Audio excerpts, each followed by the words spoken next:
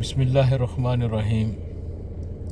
نحمدہ ونصلی ونسلم علی رسولہ الکریم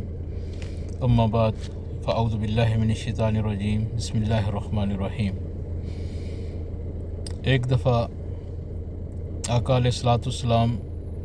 صحابہ اکرام کے ہمراہ ایک جگہ سے گزرے اور وہاں ایک بکری کا بچہ جو مرا ہوا تھا، جو مردار تھا، پڑا ہوا تھا، اس کو دیکھا تو آقا علیہ السلام وہاں رکے اور صحابہ کرام سے فرمانے لگے کہ آپ میں سے کون ہے جو اس کو ایک درہم میں یا ایک دینار میں خریدے گا؟ تو صحابہ کرام نے فرمایا یا رسول اللہ صلی اللہ علیہ وسلم، اس کی تو کوئی قیمت نہیں، یہ تو مردار ہے، اس کو تو کوئی مفت میں بھی نہیں لے گا کہ جائے کہ ایک درہم میں یا ایک دینار میں کوئی اس کو خریدے۔ تو آقا علیہ الصلاۃ والسلام نے فرمایا کہ اس دنیا کی حمیت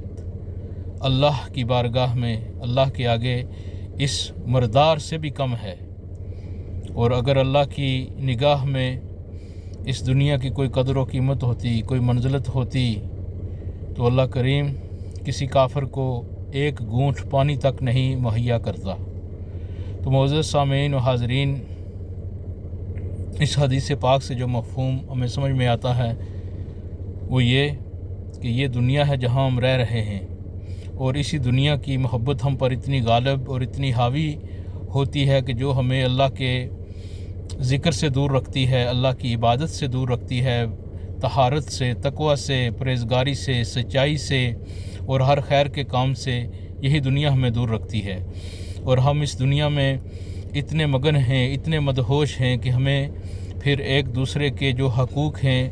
ان کی بھی قدر نہیں رہتی۔ تو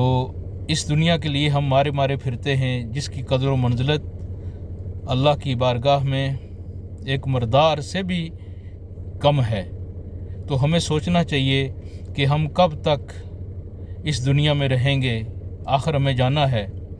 تو ہم کوشش کریں کہ اس دنیا کو،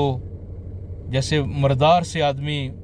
حرام چیز سے بچتا ہے، مردار بھی حرام ہے اس سے بھی بچتا ہے، تو اسی طرح اس دنیا سے بھی ہمیں بچنا چاہیے، دنیا کے فتنوں سے بچنا چاہیے،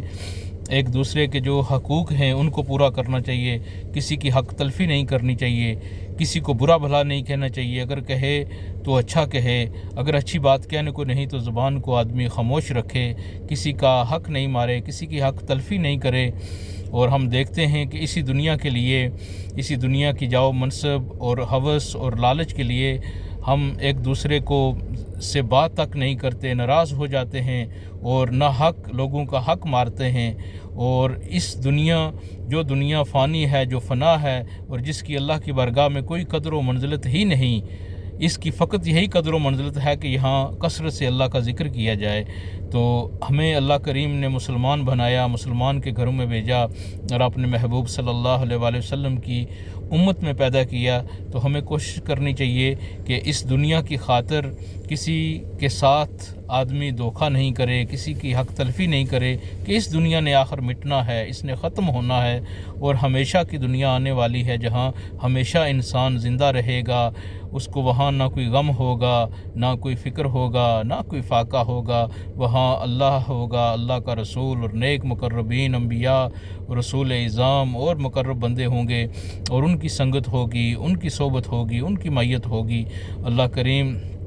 ہمیں اس دنیا کی محبت سے، اس دنیا کے فتنوں سے، اس دنیا کے مادی جو لذتیں ہیں ان سے محفوظ فرمائے، اور ہمیں صحیح معنوں میں اس دنیا میں جس مقصد کے لیے اللہ کریم نے ہمیں بھیجا ہے اس مقصد کو صحیح معنوں میں پورا کرنے کی ہمیں توفیق عطا فرمائے، ہمارے نسلوں کی، ہمارے ایمان کی حفاظت فرمائے، ہمارے رزق حلال میں، صحت میں، جان مال عزت ابرو میں برکتیں عطا فرمائے، اور ہمیں صحیح معنوں میں اچھے اور پکے مسلمان رہنے کی توفیق عطا فرمائے۔ وما علینا الا البلاغ۔ السلام علیکم ورحمۃ اللہ وبرکاتہ۔